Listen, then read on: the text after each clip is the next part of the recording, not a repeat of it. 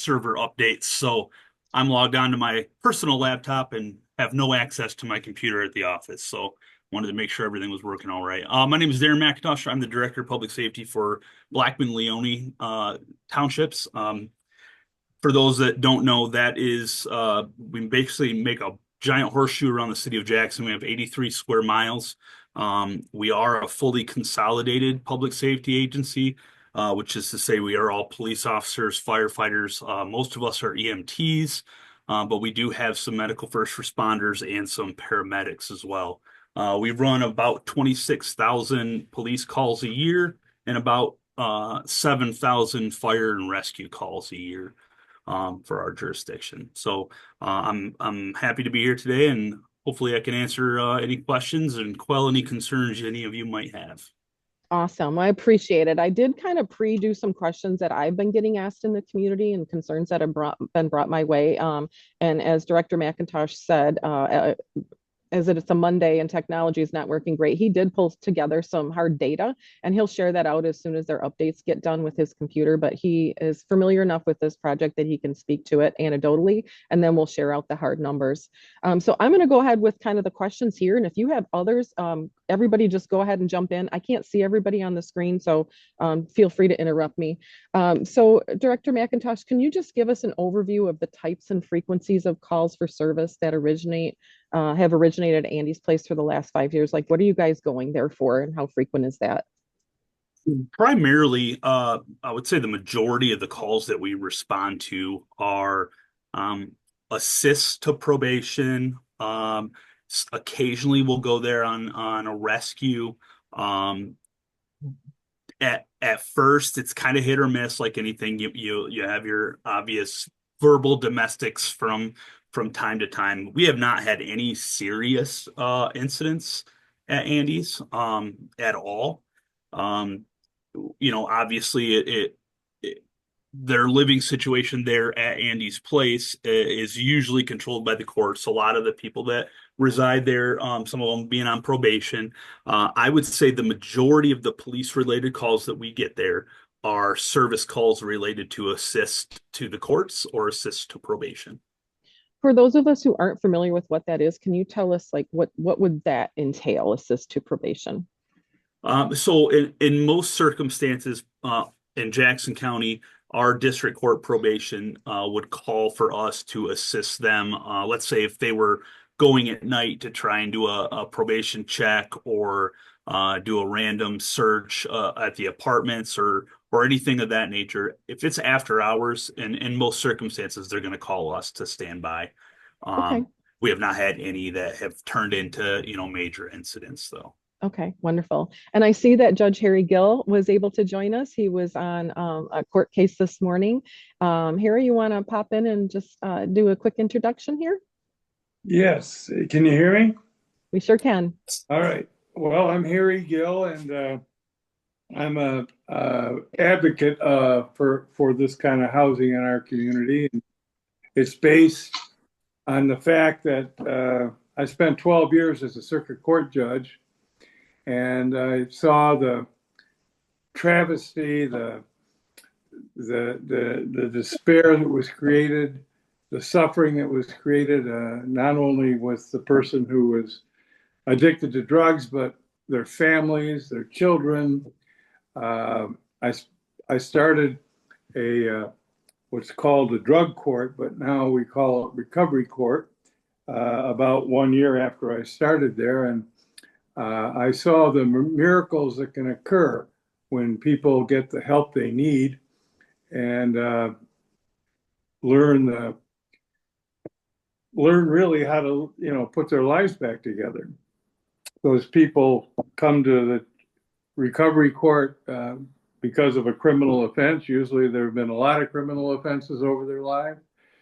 They have been addicted since, most of them, not all of them, since they were children or adolescents. They never learn the skills that everyone needs to move through life. They don't have, most of them, even a high school education. They're often virtually illiterate. They don't have work skills. They don't have relationship skills, and that's where we start in recovery court. But we give them the help that we give them substance abuse treatment, mental health treatment, and substance abuse and mental health. The system looks at them as separate problems. I've never seen anyone who's been addicted to drugs that didn't have mental health problems, and it's ridiculous to consider them as different problems. Now, you could argue about which came first, but often addiction comes because people self-medicate because of emotional problems they have, mental health problems that they have. In any event, we closely supervise them. I see they have a probation officer assigned to them. They have a treatment court, recovery court coordinator assigned to them. They are required to report to those people initially at least once a week. So that would be 2 reports. And I think I have been gone for 3 years, so I might not remember the details, but they usually have to report, I think, 3 times during the early phases. They have therapy from someone who's trained both as a mental health therapist and a substance abuse therapist. They are put in touch with other professionals who help them along. The therapy is usually twice a week, plus they have group therapy, so that's 3 times a week. To graduate from treatment court, you have to have a high school, you have to have gotten your GED, you have to have a job, or you have to be employed in some sort of an educational program to give you life skills, either college or a trade, or so you're either in school full-time, or you're working full-time, or you're doing those things in a combination equivalent to full-time. We make them do the rudimentary things that all of us have done since we were adolescents. If you don't have a driver, or if you don't have a state ID, you have to go get a state ID or a driver's license. As I said, you have to be employed. I've seen miracles happen. We're not always successful. People get thrown out of treatment court. People actually go to prison from treatment court. But I've also seen a great number that go through that program and become productive citizens. They get jobs. They start paying taxes. They are able to pay for their own shelter. They're able to raise their children without the ravages of addiction. So one of the big problems that we have, if you really get down to nothing, where you burned all your bridges with your families, you don't have a place to live, nor the means to acquire a place to live. So treatment court helps with all of those things, and we need housing that would be a tremendous help to these people.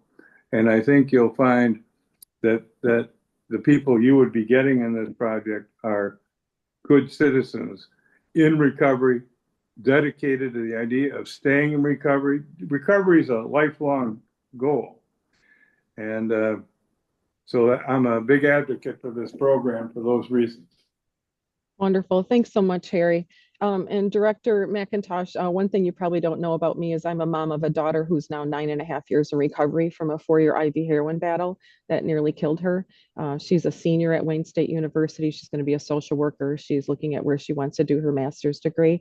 So our family is proof that this can impact anybody, and people can recover. And I know a lot of people in the recovery community who could have benefited from having safe, supportive, affordable recovery housing. We kind of answered.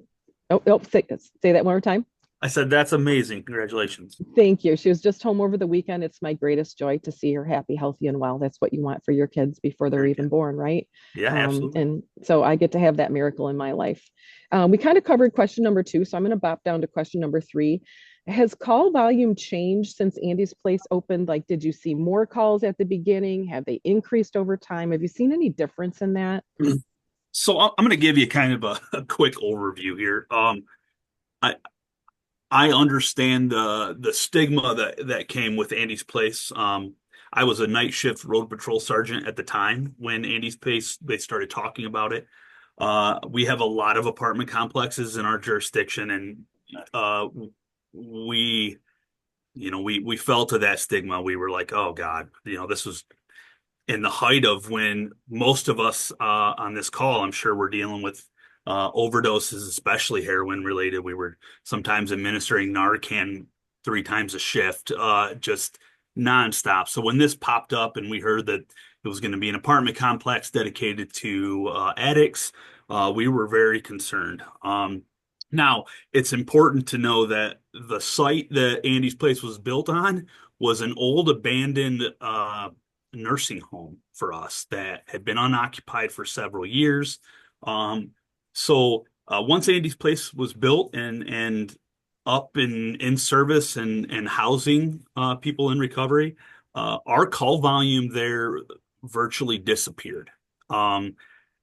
We used to go there during the demo, and while it was an abandoned old folks home, constantly for homeless, vagrancy issues, people lighting fires to stay warm, all of that. And our call volume at Andy's just like virtually disappeared. And it, from its inception to now, is easily one of our safer apartment complexes. So much so that I think that if you came into my department and you asked any of my officers, hey, which of the worst apartment complexes to deal with in our jurisdiction, I don't even think Andy's place would be considered or pop into their head as a remote option.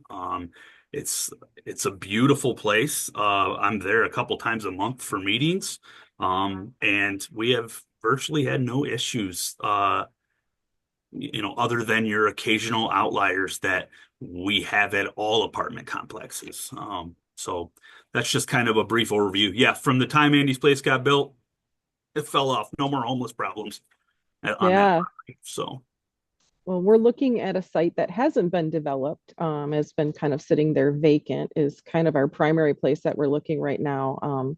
We just want to ensure that we're not bringing trouble in. And from everything that Mitch and Joe and Heidi have shared with me, that just is a fallacy. And so I'm so thankful as a public safety director that you can confirm that it is a safe, it's beautiful. I was down there a year ago for the groundbreaking for Andy's place too. It's better than any apartment I ever lived in college. I will tell you that.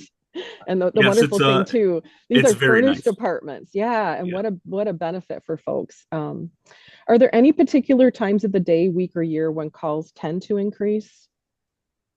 No, Okay. we don't even run enough calls there to establish any form of pattern. Okay. Um, Um, it, ha- initially when I believe it was Joseph spoke with my deputy director Bolter over some statistics. It was initially requested of us to provide geographical statistics for that area within a radius. It's not really fair to Andy's place because uh, they're less than a block away from Walmart, where we have mhm. thousands of calls a year, and that's tied to our Westwood Mall, which obviously is a larger call volume. But there's no real pattern to Andy's place. Initially, we were there a lot with probation, but I don't even remember the last time we went there with probation. Okay, good to know. So the site that we're considering is behind a mall. There aren't a ton of stores in there, but there have been recently a couple of new ones that have opened. I'm a girl from the 80s. I hope malls come back.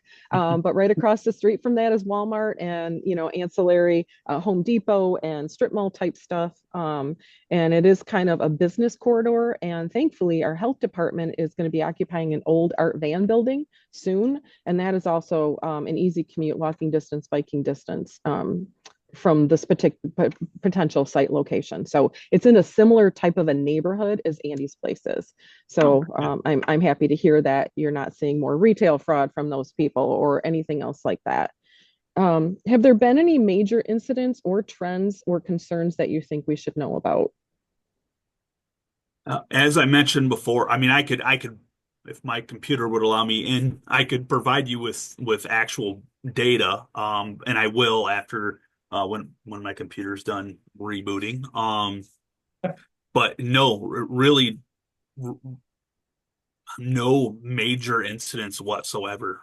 Okay. In the case where And I could speak to this one personally at first when we would go there a lot with probation. And I say a lot when when we would get calls, that was generally what it was for. Those were during Okay. days. And to be honest with you, I can personally only remember ever having to arrest one resident out of Okay. there, um, because he dropped dirty. Okay. Um, so that was really it. Okay. So one time out of 5 years with 50 Well, apartment from buildings. Yeah. that's Yeah. me personally that I can speak to. Yeah. But you would know, right? Yes, yeah, Yeah. there are virtually no issues at Okay. this place. And I think that's attributed a lot to, they kind of police themselves pretty well. Mm-hmm. They have on-site 24/7 security. They have direct communication with the courts. They have residents that are also are in recovery that are also residents and managing each individual unit. So it really has kind of turned into a safe space for these folks that are suffering from addiction. And um, you know, we do a meeting once a month there that is all the law enforcement heads for the county and the prosecuting attorney. And it's a roundtable with Mm. people in recovery and all that. And I think really for us, the reason it's been so successful is because this really gives an opportunity to these people that are in recovery to be housed close to home. Mm-hmm. They're not being sent to a recovery up north or hours away. They're here. They're, maintaining jobs. They're given job opportunities. They have the ones that have their family there. Their families get an opportunity to see this sober living and that this is working for them, and they have that support system. So uh, I think overwhelmingly in these meetings, that seems to be the thing that most of these folks suffering with addiction, that is what they attribute to Andy's Angels. That's wonderful. Yeah, the support is so critical. Our daughter's been to rehab 3 different times, and she moved to Grand Rapids and lived in recovery house for a year twice. And that was in a group home setting where sometimes she shared a bedroom with another person, sometimes she had her own bedroom. This would have been such an amazing stepping stone for her to then have her own individual furnished apartment to progress from there. It would have been such a blessing in her life to have that opportunity. So I love that you are meeting there. This is a community space. There's a beautiful community room at Andy's place. There's a recreation room. And it is 24/7 security. You have to badge in. So I couldn't just go walking in there today. You have to be escorted in. There are rules and restrictions about who can come, pre-approval for who can stay. And like you said, they do police themselves because people strong in their recovery don't want people using in their environment. They just don't. And there is also a full-time, almost like an RA in college, who lives there as a peer support. They get their housing for free, which is a great benefit for someone in recovery. There's case management services available. There are office spaces available for our service providers like Recovery Pathways or Sacred Heart or Great Lakes Bay Health to come in and provide services or medical care. I would love to see a regional probation officer, frankly, instead of having the hardship of the people all having to go to their different probation officers. I think we get real creative and how can we bring services to them? Transportation is oftentimes an issue for folks in recovery. But when I talked with Mitch and Joe, they did a little bit of information gathering, and almost 50% of the folks at Andy's place have their own cars. So people do have transportation because they built that up. Maybe not initially, but 50% of those folks have vehicles. The other critical piece is they can pass a drug screen. So when we were early on talking about this, there's a company in Bangor Township, Vantage Plastics, who is very community orientated. And he said, man, I would love to have a workforce that can pass a drug screen. And then when we were talking to the township folks, they said, man, even like the road commission, it's hard to get people who can pass a drug screen who aren't testing positive for cannabis or something else. These folks can pass a drug screen and can be employed to run forklifts at Home Depot, to run machines at SC Johnson. It increases our base, and these folks are hard workers. They have a lot of gratitude and appreciate opportunities. So I see this as a real benefit for our local employers as well. I have a business background. My brain automatically goes there all the time. So from a workforce development opportunity, I think that this is a real win for our community. Let's see. So you had mentioned kind of that monthly meeting. The other question was, how do you and your department currently communicate with Andy's Place about safety or behavioral concerns? It sounds like you're there every month. Open Yeah, communication. we have a number. I've been to a number of meetings there, and aside from that, even we have a Church of New Horizons. We have a Lifeways here. We have all these different resources for people suffering with addiction, and there are, to be honest with you, there are just a ridiculous number of meetings that we have that are just different community-oriented programs. And it seems to be that we've all kind of migrated over to Andy's Place, and a lot of them are being held there. It's not just the ribbon cutting ceremonies, and like I said, the most beneficial meeting that we have there is a quarterly meeting, actually, where we have, Henry Ford Health, mental health court, people from the courthouse, the prosecutor's office, law enforcement leaders, and then people, on the ground level, the RAs that are on site there, and the people holding, yoga every night in their community room, or having a euchre night, or, just different things. And you just kind of feel at home when you get in there. So Awesome. Well, I'm glad it's being used as a community resource. And then I know sometimes police departments would have like a school resource officer or somebody specifically assigned. Do you have a officer specifically assigned to Andy's Place? no, Okay. that would for us be a extremely poor waste of resources, just Okay. because Andy's Place doesn't give us anything to do. So Okay. I don't know if that's never even come up. Okay. And I think that maybe something we would consider if this was a problem complex for us. But like I said, this is. Okay. Awesome. Well, I'm going to save the last question and open it up for our law enforcement professionals or county executive or supervisor Rowley. What questions might you have And for then Director McIntosh? yeah, ceiling hears. Can you hear us, Lori? Yep, I can hear you. Yep. I just got a question, and you mentioned, well, I got two. You mentioned security there, and I understand if it's locked doors and some of that kind of stuff, but is there actually like security there Yep. Staff working? Like 24/7. who pays for that? So part of the requirement for us to build this facility is that we have 15 years of money set aside to pay for that. So this is being funded. Heidi always calls it like a financial stack, private and public funding. So this would be MISTA funded. We are going to be requesting a pilot payment in lieu of taxes from Bangor Township. What that means is right now they're getting about $3,000 for that parcel of land. And we wouldn't be paying fair market tax like if Walmart would go in there, but we would be paying about $30,000 in taxes. So it would allow this to be partially Section 8 housing, affordable. But all of that money has to be sitting there before we open those doors of 15 years, 24-hour security. Joe, am I saying that right? You absolutely are, yeah. That Okay. money will be set And then aside.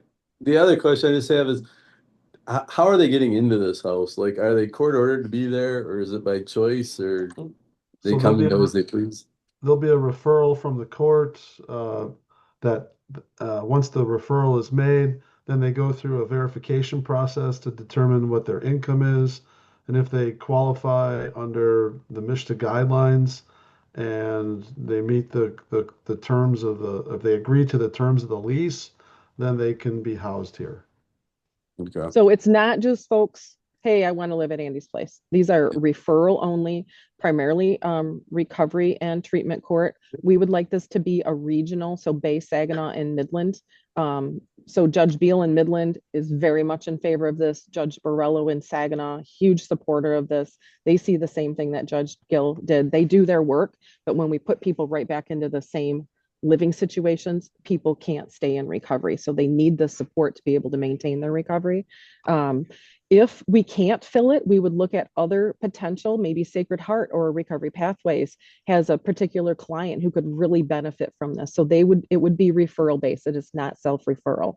And when people are in recovery court, I can send you the documents. It's, phase 1 through 5. It's an 18 month to 2 year program. They literally get an It's associate's never degree. 8 months, and I did that for 10 or 11 years. It's never 18 months. Longer or That shorter? is, I don't even think that's theoretically possible anymore. Okay. It never happened that way. It's usually Okay. between 24 and 36 months. Okay. And So 2 to just so 3 you know, years. Judge Wood, my successor, who now has the recovery court, is a big supporter of this idea. So there's people coming from other counties. So is this just to serve Bay County residents? Bay, Saginaw, and Midland. Bay would get priority, but with building 50 units, there aren't enough people actively in recovery and treatment court to house that many people. And what we know, and you guys know, is this is a regional issue. Many people who are in the using community are bouncing back and forth. Sometimes somebody's in your jail, then they get transferred to Saginaw. So this is a regional issue. The people are already here in our region, right? Okay. They don't just stay in Bay County. So it would be Bay, Saginaw, Midland. Bay County would get priority for that, but we don't have enough people to fill these units. There is no out date. So for instance, it's not like 1 year, you get a year and then you got to move out. People can stay as long as they'd like to stay. But you're living with restrictions, and as your recovery progresses, your income goes up, and the sense of freedom that you want your own garage, right? You want your own house. You don't want to live in an apartment. So just like all of us who started off in apartments, many of these folks transition off and they get their own houses. Joe, how many marriages have there been since? 6 marriages? Yeah, at least 6 marriages there. And another point is that people want to get reunited with their kids too, and this is a good place for them to do that, at least initially. But then they find the constraints of a 1 bedroom or a 2 bedroom apartment. The kids might want to live in a bigger place or in a house of their own, or maybe their income changes and they are able to get a better job, and now they're able to afford a home for their family. So people do move out, and there are a lot of success stories with what we're accomplishing here. So that was my other question too, is it just the individual or is it a family setting to where the individual, if they have a wife and child, do they live with them, or is this just for the individual who's in treatment? Now, typically it's for the person that's in treatment, but they can be reunited, if are able to gain custody of their kids because they have lived in a stable environment for a period of time. They can regain their kids and live in one of our 2 bedroom apartments. So you Okay. can have your kids there. And I just want to, just a small semantics thing. So these folks aren't in treatment. So being in treatment means you are in a residential setting, you're getting medical care, and that's generally early on in your recovery. So these are folks who are in treatment, or I'm sorry, in recovery or sobriety court. These folks have already completed treatment. So just a little, it's a nuance, but it's important. These folks are not in treatment. They've already completed treatment. They are further along in their recovery. And is this going to be like an apartment style building, like one big building with 50 units in it, or is Yep. this like condos next to each other? It's one big building, and I'm going to send you a video. It's less than 10 minutes long. It talks about the history of Andy's Place, and it'll show the schematic, and it'll show Andy's Place. And if you're ever in Jackson or you want to go take a tour, they're always open for us to set that up if you'd like to come down and see it. But it is one building. So Country Meadows is right next door. It looks similar to that. Okay. And then this is more for the director, Darin. So you've been there before to do investigations, things like that, because things happen. How willing is the facility to working with you and giving you, let's say, surveillance video or anything like that? Because I don't know if HIPAA's involved here, or is the relationship between the security and Andy's Place good when it comes to helping with an investigation? We've ran into no issues. When an officer goes there, you walk into this general lobby area where there's someone at a glass like receptionist door, and they're always willing to help. We've never ran into any issues with their security or with their RAs that are usually, milling about during the day. And as far as we have not run into any HIPAA issues or problems with, acquiring any surveillance for investigations, but I don't have an exact number for you. But no, I mean, we do have many apartment complexes where they have security and they're a lot more difficult to deal with. And this isn't one of those places. Okay. Go ahead. Then HIPAA would not apply to the kinds of things you're talking about. Yeah, HIPAA I just didn't know if there was, some medical treatment going on in the facility for the No. people living there as well, or if this was just strictly a housing. That's why I asked. There may be therapy going on. You probably couldn't get those records, but No. you could get surveillance. You could get the security people wouldn't have any privilege why they couldn't tell you what they knew. The RAs wouldn't have that kind of relationship with them either. That HIPAA would not be a problem here any more than it is anywhere else. Yeah. Okay. And then you said that sometimes you've had to go there with probation. Does that mean we haven't had to go there in a while that I can remember, but initially we went there quite a bit because like a probation officer would get a notification that one of the people that they have is violating whether they're using or whatever. So they'll if they went there after hours, they would, which means like in the evening time, and we don't even have our district court working in the evenings anymore. But in the evenings, they would call for us to come stand by, really as a precautionary thing. It didn't have anything to do with us.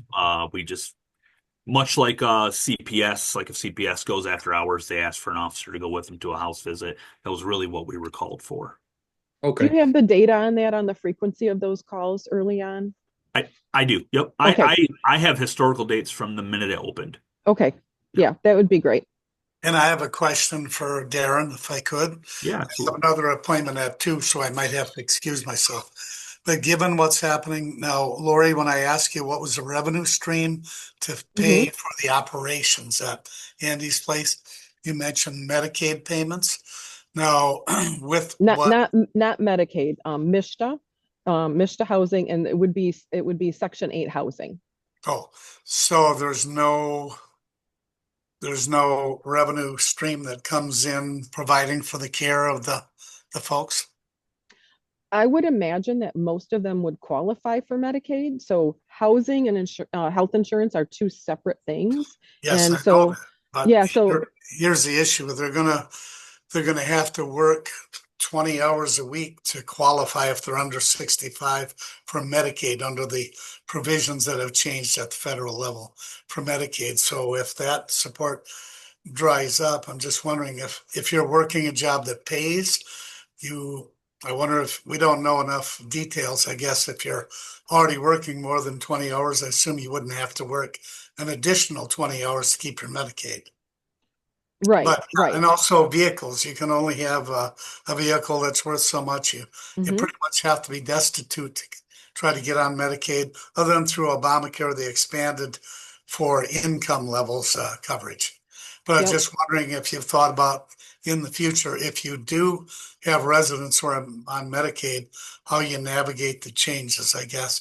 And has the revenue at Andy's place been, what you anticipated in terms of, paying the costs for the housing and the treatment? Absolutely. The revenues pretty much are equal to the expenses. We watch the budget very closely so that we don't overspend. Unfortunately, sometimes when you have a move out, you do have to pay for the cleaning and all that, and it is an expense. But for the most part, revenues and expenses have been matching pretty closely. And with regard to Medicaid, the Medicaid side of the equation is handled by our service provider, which is Mahia. Mahia will have someone coordinating all the services that are being provided in the building and outside the building with the residents there on site, just like we do at Andy's place. We have Community Action Agency of Jackson. They have a full-time person on staff who's there 8 hours a day, who's there to help the residents book appointments with their support groups and to work on resume writing and getting jobs and getting into school and getting back on track, as they recover. The part of recovery, especially opioids, it could take a year or two before the brain gets back to where it is normal again. So, we've seen it take a long time for some residents to just be able to exit their room, go down, sit in front of a computer and say, my name is Jane Davis and I have these qualifications, and start to work with that person to get back on their feet. So it could take some time for that to happen. Yeah. Well, I was Yeah. just concerned about revenue. I think substance abuse addiction is one of the exceptions to the 20-hour-a-week work requirement. It was, I think I read that when this passed, when the so-called big beautiful bill passed. I know that was true. Michigan did that for a while under Snyder. And I know that, and I was still an active judge then. And none of our people were affected by that because they were found to be substance abuse addicted. And so that I don't think that was, Appreciate it. in addition to the fact that All right, stay safe. Talk to you soon. Okay, thank you, Judge. Thanks. Yeah, and the whole Medicaid thing, I mean, that's up in the air, right? If people have safe supportive housing and no Medicaid, it's even worse. The amazing thing is we also have the Helen Nicholas Clinic that has been a great benefit to folks who don't have healthcare insurance. And so, we will use all of the resources within our community to make sure that people have the care that they need. But like Harry was saying, we have case management available to help navigate all of those things, medical stuff, paperwork stuff, getting your social security card, your birth certificate, getting your driver's license, getting your GED. Part of the requirement for recovery court is you are working or you are in school. You're not just sitting around in your mom's basement smoking weed, right? This is very different from what that lifestyle might be. It's not, it's the opposite of that. So you pay for all of this? Just one more follow-up. You pay for this with basically the rent that the residents are paying? Well, their medical coverage would be paid by their medical insurance. The case management is provided by another agency, and that is included, right, Joe? Case management is included. Yes, Yep, case management is included. with the state. Yep. right, through the state. And so just trying to figure out what, where the revenue comes from to pay all the salaries. If it's not from the rent and it's not Medicaid. Well, There most is of the, rent collected. Right, the residents are responsible for 30% of their income if they have Yes, income. I'm aware of that. Yeah. Yeah, if they don't have income, then obviously the voucher pays 100%. but that comes from the state too. Right, that comes from Michigan. And as I think Lori mentioned or Joe mentioned, we have to have in the bank 15 years of those kinds of expenses, like for the security, the stuff that we have to provide. That's up front. We don't get that. We won't be talking to you because we won't have a project. Exactly. Okay. Well, thanks everyone. I sorry, but I Nope, have that's one okay. person waiting to talk to me, and I have an appointment at 2. Appreciate your time. Very helpful. I appreciate everyone's time and sharing all the information. Thank you. Good to Thank you see so much. Okay, Sheriff Cunningham, Lieutenant Lataki, do you have other questions or concerns or anything else we can answer for you? I had one more question about the security that's on site.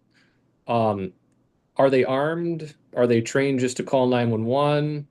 Like, what is their specific They are not role? armed. Yeah, they're not armed security. Okay, so what is their specific role, I guess?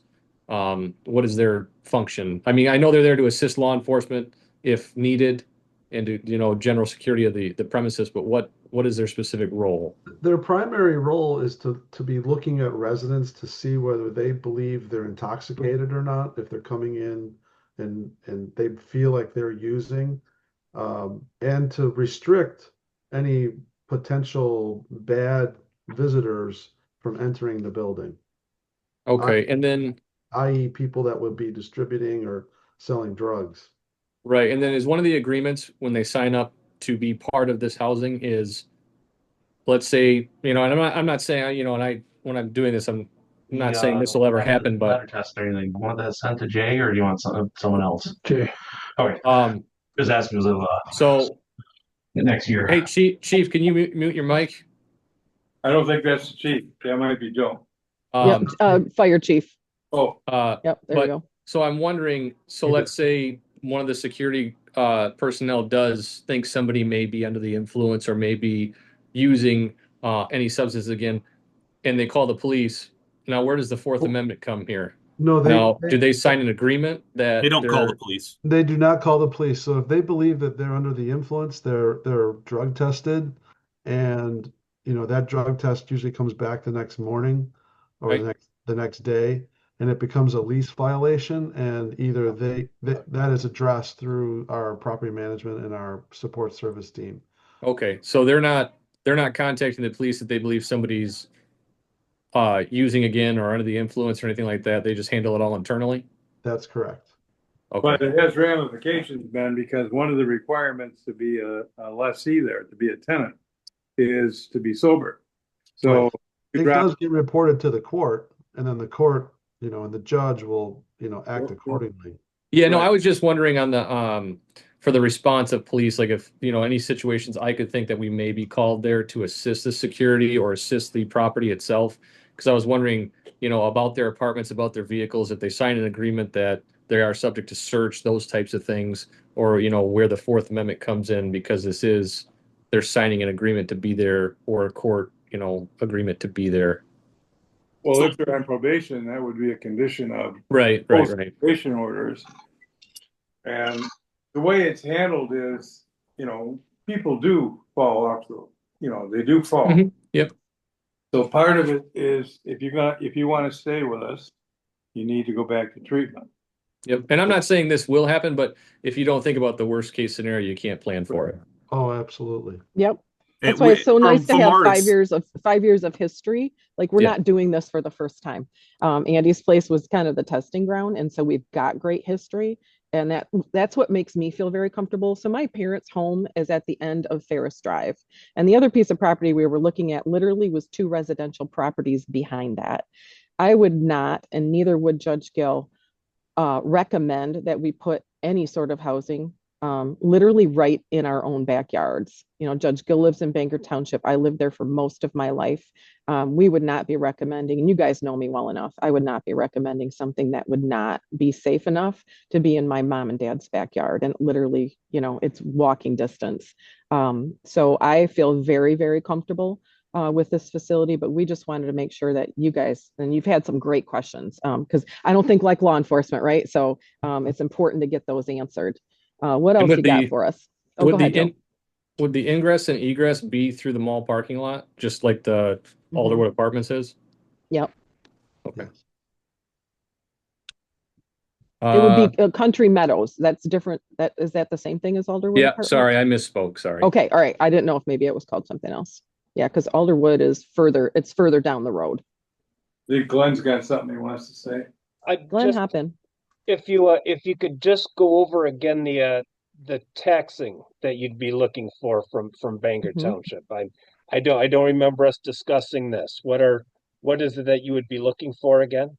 Yep. So we would be looking for a pilot payment in lieu of taxes, and we met with the clerk and assessor from Jackson, along with Carrie Wardinski. We had a meeting with them so she could ask all of the questions.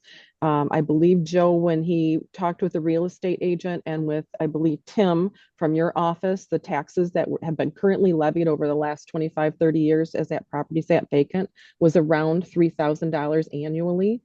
With the pilot, we would be requesting paying taxes, but not the full amount, like if a retail space moved into there. And I believe it is 10 times the amount of what Bangor Township is currently collecting, right around $30,000. So you would actually get an increase in tax revenue. And just to clarify, you are looking at the property that is right next to Country Meadows or across the street? So we looked at both of them, and I appreciate your suggestion for that one across the street. Initially, we looked at the one next to it, and then we looked at the one across the street. And Joe, I'll let you kind of let him know what happened when we explored that piece. Well, just the reason for my question, if we're in what's next to Country Meadows, and let's just say the mall property, Yep. that piece of property is actually in the DDA district. So the taxing entity or authority would be a little bit different. So instead of just Bangor Township, you would have to have Bangor Township sign off, Bay County sign off, Delta College sign off, Bay Metro Transit sign off, the Bay County Library System sign off. So there's a few other pieces that would have to be put in place with this particular location. Okay. Joe, does that sound right? Have you guys talked about that with Tim at No, all? no Okay, one's yeah, this ever- is the first It's the we're first- hearing of yeah, that. it's the first time. Okay. Yeah, the reason why the property next to the senior project is more viable is that it's already zoned multifamily, whereas the other property is not. It would take longer for us to get through. We'd have to go through a zoning board discussion versus just going through a site plan approval process with the other site. But before we go through all that, we want to make sure that we have a clear path to getting the pilot put in place. Okay. So let's do some double checking on that, because I'm not saying no, I'm just saying let's make sure we have Okay, all of the facts. yeah, Right. that's new information. Who was the gal, Lori, that we spoke with? Carrie Wardinsky. Yeah, Carrie didn't mention anything about us having to get approvals from anybody else other than Well, she may not have realized it was in the DDA. yeah. Yeah. Yeah, that's the first that we're hearing of it. So is And that we're not taking- navigatable? We're not taking all of that property. We're only taking about half to maybe 60% of that property. We're not purchasing all of it at this point.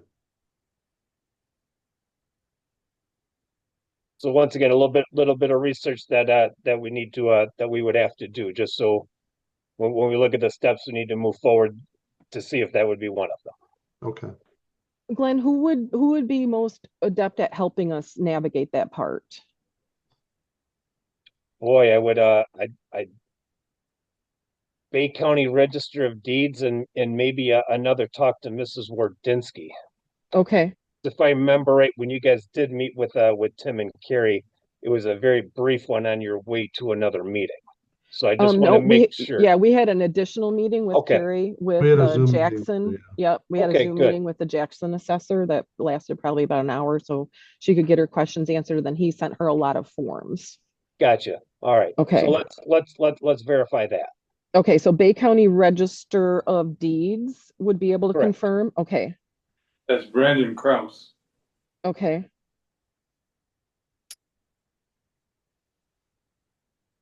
Okay, and I'll connect Okay. back with Ms. Wardinsky. Thank you for letting us know that. We want to avoid any hurdles, especially costly ones. Nope, I'm just looking at the GIS right now and want to make sure that isn't going to be a pitfall. Okay. Would Tim know the answer to that? I don't know if Tim would. Okay. Okay. All right, Joe, we'll have to figure that out after the call. Okay. Okay. Okay. All right. In respect of time, we got about 4 minutes left. Is there anything else that anybody needs? Looks like Lieutenant Lataki. Yeah, so I'm speaking now as a parent because my daughter attends gymnastics at the mall. And the entrance to that gymnastics is right around the corner from where this facility would be. And I know that other parents would have the same concern, and I'm not labeling people, and I'm not trying to do that. I'm not trying to be coarse or rude or anything like that. But is there a stipulation as to what types of crimes these people have committed in the past in order to be housed here, like nonviolent, no sex offenders, that kind of stuff? Well, to Absolutely. get into treatment court, recovery court, there's a statute. If you're a sex offender, you're not going to be able to get in. It defines several violent crimes. So Okay. in the short run, or I mean, I don't have the statute in front of me, but truly assaultive crimes, they can't get in. Okay, and I'm just curious because, like I There's a said, couple you can argue about, and I don't remember. and I was just curious because, like I said, I leave my Right. daughter there for 3 hours at a time, and it's just the coaches that are with them, and the mall has security. Mhm. But I was just curious about that because I know that they have studios in there for baseball. They have, a gym there. They have a taekwondo studio for other little kids. And I know that community members are going to be concerned about that, Mhm. who take their kids to these facilities and drop them off just to be supervised by coaches and But things like that. these people are going to be referred by recovery courts, and you can't get into recovery court with that kind of a rap sheet. Okay. And I didn't know that. Yeah. And maybe that's No, something great that, question. Yeah, great question. Because you know what? We had I'm a parent. Those are concerns. Like those are legitimate concerns from the community. So yeah, good questions. so I will say too that we had those concerns initially before this went in for Jackson. And we were told that this was basically if you have for somebody when we run them through lean and they get an officer safety caution, obviously the line to make it on that list is even below that. So okay. anybody with any form of even if you're a suspected or it makes it, you're not making it on that list. And Okay. they vet their residents pretty well at Andy's Angels. Okay, yeah, because I can also see with Bangor Township, not that the neighbors dispute things in that township at all ever, but Clearly, you've uh, not been to a meeting. I was being very sarcastic. I can tell. But I can tell, I almost can foresee the community members being a little perturbed by it and wanting a lot of these answers, Hmm.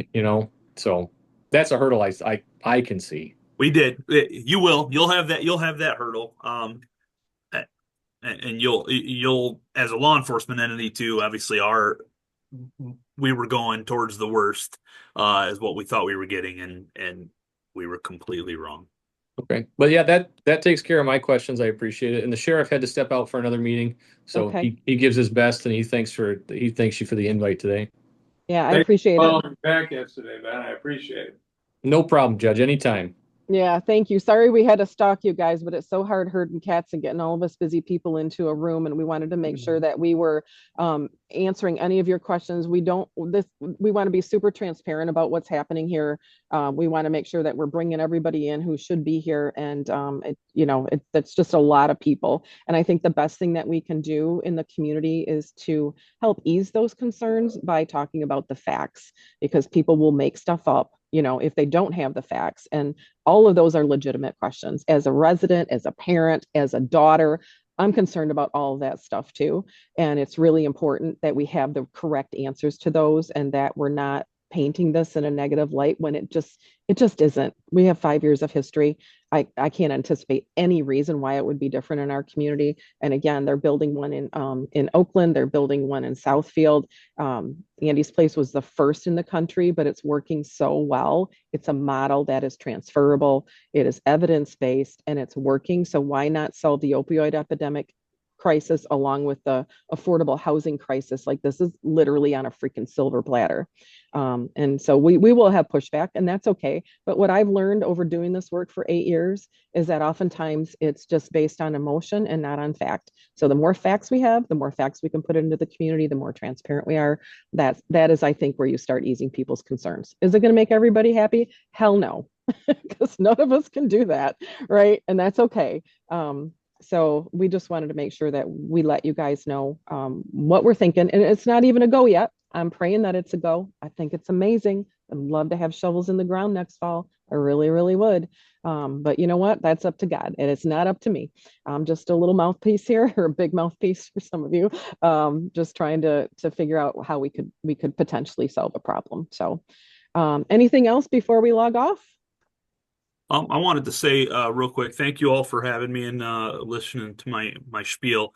Obviously, I'm not an elected official, so I'm not paid by Andy's Place. Obviously, I'm just kind of humbled by what it has become, as opposed to what we thought it was going to be. So it is a good program. It works in our community. It gets glowing reviews. And I apologize for not having my data.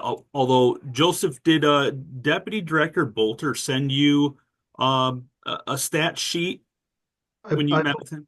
Yeah, I believe that he did send Mitch the stats on that. Well, if you think about it, and you might want to send it out to some of the people on this call, I'm not sure exactly when my computer is going to be up. So, All right, Joe, send that my way and I'll share it out with everybody who was on the list. And Director McIntosh, I can't thank you enough for spending time with us today.